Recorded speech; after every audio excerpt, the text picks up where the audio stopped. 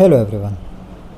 आज के वीडियो में हम ये देखेंगे कि एडवर्टाइजर्स क्लिनिकली टेस्टेड से क्या मतलब समझते हैं। हमने ये टर्म बहुत बार अपने एडवर्टीज़मेंट में या शैम्पू पैकेट्स, बॉटल्स और जितनी भी कॉस्मेटिक्स और बहुत सारे केमिकल प्रोडक्ट्स पर देखा होगा। सो टेक्निकली समझते हैं क्लिनिकली टेस्टेड का मीनिंग होता क्या है और इससे हम आज तक क्या समझते थे। Welcome to my YouTube channel. So हम देखते हैं हमारे पास दो बॉटल्स हैं। मार्कर या सबसे पहला बॉटल है जिसमें कुछ भी लिखा नहीं है, जेनरिक पैकिंग है, और दूसरा बॉटल है पैकिंग से है, बस एक स्टिकर इस पर चिपका दिया है क्लिनिकल टेस्टेड। क्लिनिकल टेस्टेड सुनते ही हम ये इमेजिन और एज्यूम करना चालू कर देते हैं कि ये सेफ़ होगा, इफ़ेक्टिव होगा, डॉक्टर अप्रूव्ड होगा और गवर्नमेंट अप्रूव्ड होगा। बट क्या एक क्लिनिकली टेस्टेड स्टिकर एक्चुअली में ये सब होता है? सबसे पहले हम समझते हैं इन दो वर्ड्स को सुनते ही हम कौन कौन से कंक्लूजन्स निकाल देते हैं। सबसे पहला इफ़ेक्टिव। हम खुद एज्यूम कर लेते हैं कि प्रोडक्ट इफेक्टिव होगा, इसकी पुष्टि या जानकारी और देयर इज़ नो सपोर्ट और evidence for this. Is it safe for all? हमको नहीं पता क्या ये सब सेफ़ फॉर ऑल है। किसी रेगुलेशन के द्वारा अप्रूव किया गया इसे? नहीं। और क्या डॉक्टर अप्रूव्ड है? नहीं पता। स्टिल हम अपने आप इसको समझ लेते हैं कि ये समहाउ चारों ऑप्शंस पे टिक करें, चारों चेक बॉक्सेस पे क्लिक और टिक करेगा। क्रेडिबल साइंटिफिक कॉन्टेक्स्ट में क्लिनिकली टेस्टेड का मीनिंग होता क्या है? दुनिया भर में क्लिनिकली टेस्टेड का एक यूनिवर्सल डेफिनेशन नहीं है। मीनिंग प्रोडक्ट और कैटेगरी के रिगार्डिंग चेंजेस हो सकते हैं। जनरली ऐसा बोला जाता है कॉस्मेटिक्स के क्लेम के लिए यूरोपियन कमीशन की एक गाइडेंस बहुत यूज़फुल बेंचमार्क सेट करती है। टेस्टिंग किसी मेडिकली साइंटिफिक क्वालिफाइड प्रोफेशनल की सुपरविजन में हुई है। जो प्रोटोकॉल्स यूज़ हों स्टडी में वो वॉलंटियर्स को पता हों और जो भी डेटा है क्लियरली अंडरस्टूड हो by the people who are involved in the process and by those who are dealing with it. जो प्लान्ड, स्टैंडर्डाइज और एथिकल साइंस है उनका यूज़ करके जो भी प्रोसीजर हो वो कैरी आउट किया जाए।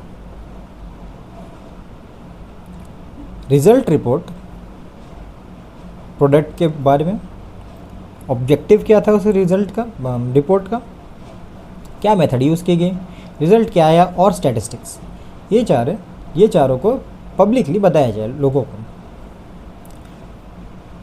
जैसे कि एक लैब कोट होने ही साइंटिफिक एविडेंस नहीं है अनटिल अनलेस उस लैब कोट को पहना हुआ इंसान ऐसा काम करता हो जिसकी वजह से साइंस में कुछ इम्प्रूवमेंट और साइंटिफिकली कुछ काम करता हो। अदरवाइज लैब कोट एक केवल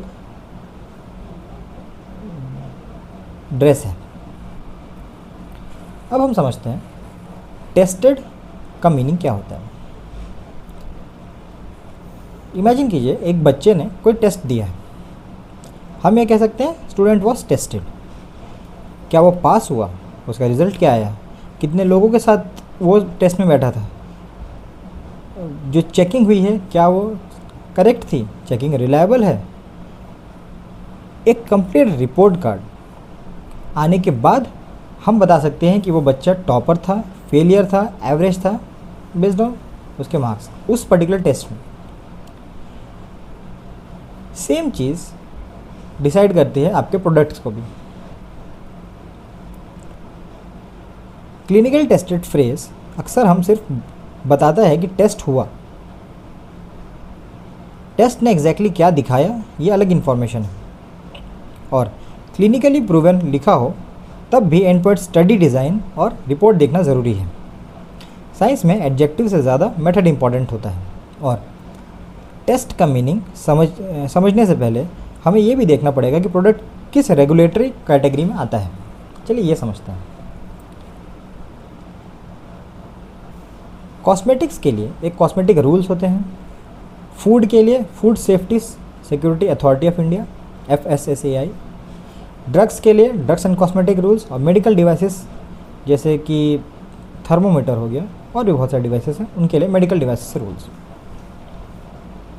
क्योंकि क्लिनिकली टेस्टेड कोई केमिकल नहीं, एक क्लेम है।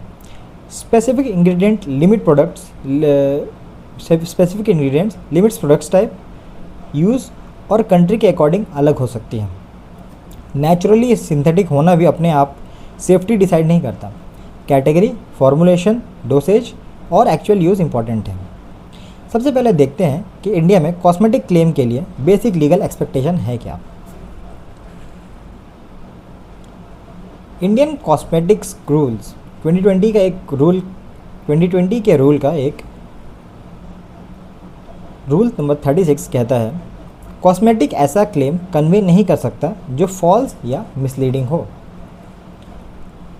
सो according to 2020 rule number 36 claim should be honest, information clear होनी चाहिए और कंज्यूमर का प्रोटेक्शन होना चाहिए रिगार्डिंग एनी मिसयूज्ड इंफॉर्मेशन और क्लेम।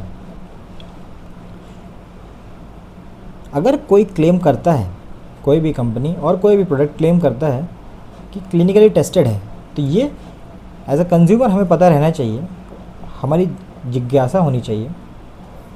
स्टडी का डिज़ाइन क्या था जब क्लिनिक में गया, पार्टिसिपेंट्स कौन थे, मेथड क्या यूज़ हुआ, रिजल्ट्स क्या थे, एनालिसिस क्या हुआ और कंक्लूजन क्या आया। क्लिनिकल टेस्टेड का मतलब कोई ऑफिशियल अथॉरिटी नहीं कि ये फाइनली बहुत बेस्ट प्रोडक्ट बन गया है, बट ना ही ये कोई गवर्नमेंट सील है। हमें एविडेंस और किस डेट पर वो एविडेंस प्रोवाइड किया गया ये वेरीफाई करना एज अ कंज्यूमर हमारी जिम्मेदारी है। हमें सवाल पूछते रहना पड़ेगा। फूड और सप्लीमेंट क्लेम्स में देखते हैं कि क्या क्या किस किस टाइप के क्वेश्चंस हमें पूछने चाहिए और उसके रेगुलेशंस और क्लिनिकली टेस्टेड में मीनिंग क्या होता है। इमेजिन कीजिए, हमें सबसे पहले ये पता रहना चाहिए करंट साइंस क्या कहता है उस पर्टिकुलर क्लेम के रिगार्डिंग। ह्यूमन स्टडी में कितने लोगों पर स्टडी किया गया, रिजल्ट्स में क्या फ़र्क मीनिंगफुल है और रेलेवेंट बेनिफिट क्या क्या हमें प्राप्त होता है। एग्जाम्पल के लिए दो ग्रुप, एक जिनसे कंपेयर किया जाए जिन्होंने यूज़ नहीं किया प्रोडक्ट, और दूसरा जिन्होंने कोई प्रोडक्ट यूज़ किया और सप्लीमेंट यूज़ किया है। उनके बीच में एक डिफरेंस, मेजर डिफरेंस हमें पता रहना चाहिए। एक स्टडी को हम ओवरऑल जनरलाइज नहीं कर सकते। एक स्टडी की कॉन्टेक्स्ट होती है, कंसिस्टेंट रिजल्ट्स आने चाहिए और साथ ही साथ मल्टीपल टाइम्स सेम आउटपुट आना चाहिए। उसके बाद ही हम कंक्लूड कर सकते हैं कि कोई भी सप्लीमेंट बेटर परफॉर्म करता है और नीडेड है किसी के कंजम्पशन के लिए। अब समझते हैं क्लिनिकली टेस्टेड जो स्टिकर है उसमें और एक्चुअल क्लिनिकल स्टडी प्रोटोकॉल में डिफरेंस क्या होता है।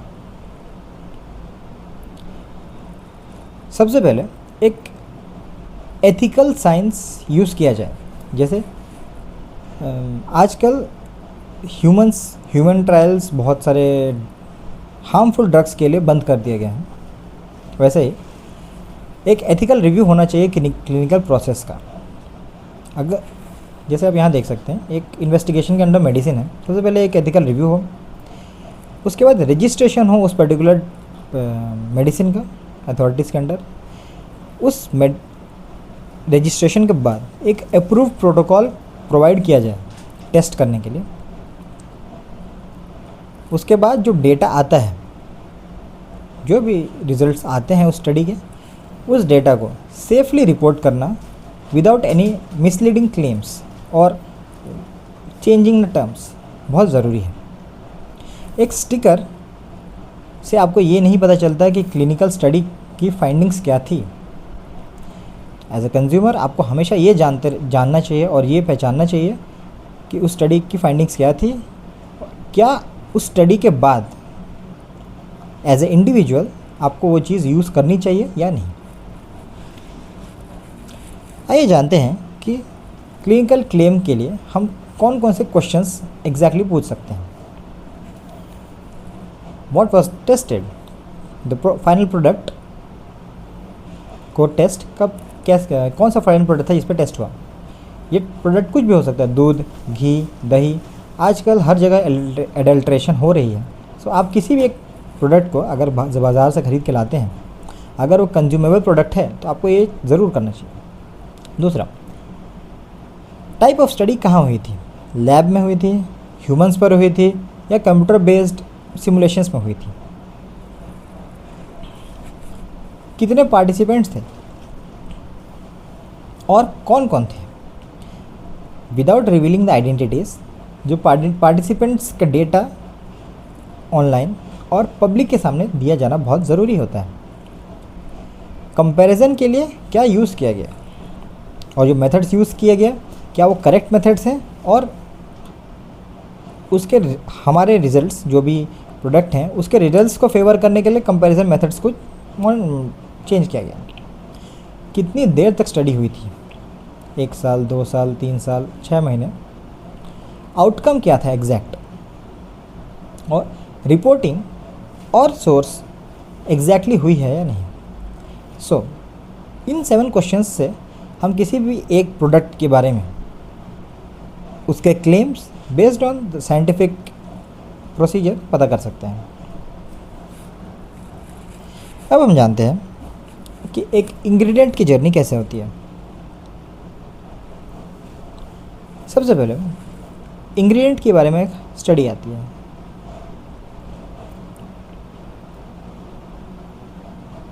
अगर इंग्रेडिएंट सही है इसका मतलब ये नहीं कि फाइनल प्रोडक्ट भी सही होगा। आप बहुत सारे एड्स में देखते हैं कि नेचुरल इंग्रेडिएंट्स का नाम यूज़ करने के बाद भी chemicals, harmful chemicals final ingredient में पाए गए।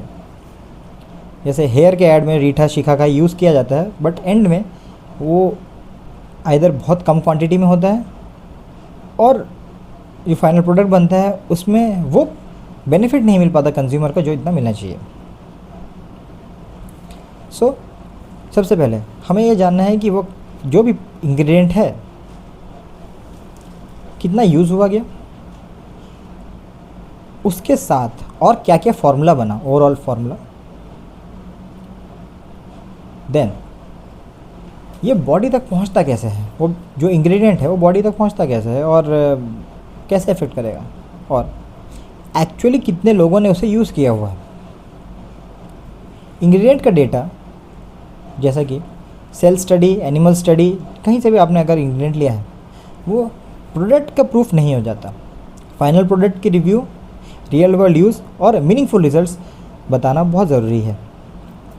एक टी के एनालॉजी से हम समझते हैं, जैसे शुगर चाय में है, चाय पीने के बाद ही आपको पता चलेगा कि कम मीठी है या ज़्यादा मीठी है। ये भी डिपेंड करता है कि अगर इंसान को, जो भी पीने वाला इंसान है चाय को, उसको कम पसंद है या ज़्यादा पसंद है। यही केस बाकी सारे हर प्रोडक्ट के लिए भी होता है। अब हम समझते हैं presence, hazard, exposure and real world risk. Chemical world खुद डेंजर का सिनोनिम नहीं है। केमिकल ज़रूरी नहीं कि हर बार गलत हो। साइंटिफिक रिस्क को समझने के लिए 4 स्टेप्स हम यूज़ करते हैं। क्या सब्सटेंस प्रोडक्ट में प्रेजेंट था, क्या उसके वजह से हमें हार्म हो सकता था, वो किस रूट से हमारे बॉडी में एंटर कर सकता है अगर हार्म होता है तो, कि स्किन, इन्हेलेशन, माउथ और आइस, और अगर रियल वर्ल्ड रिस्क है तो वो रिस्क की प्रोबेबिलिटी कब बढ़ती है। फॉर एग्ज़ाम्पल, अगर किसी एक प्रोडक्ट के 2 बूंद से हमें कुछ फ़र्क नहीं पड़ता है, बट 4 बूंद से हमें अस्थमा अटैक आ सकता है। सिमिलरली अगर साबुन से हाथ मुंह धोते हैं, बट अगर वही आँख में चला जाए तो जलन होती है। कितने देर तक, क्या कंसंट्रेशन, कितने कितने लोग, हर तरह का एक रियल वर्ल्ड रिस्क पता रहना चाहिए as a consumer. Clinically tested से ज़ीरो रिस्क पर जंप करना इनकम्प्लीट रीजनिंग है। रिस्क और प्रोडक्ट सूटेबिलिटी समझने के लिए ये भी देखना होगा कि स्टडी किन लोगों पर हुई थी। क्या वो बच्चे थे, बूढ़े थे, प्रेग्नेंट महिलाएं जिनको एलर्जीज थी, सेंसिटिव और डैमेज स्किन थी। एक कैप के अंदर रख के सबके ऊपर किए गए स्टडी को हम जनरलाइज नहीं कर सकते। This is unethical science.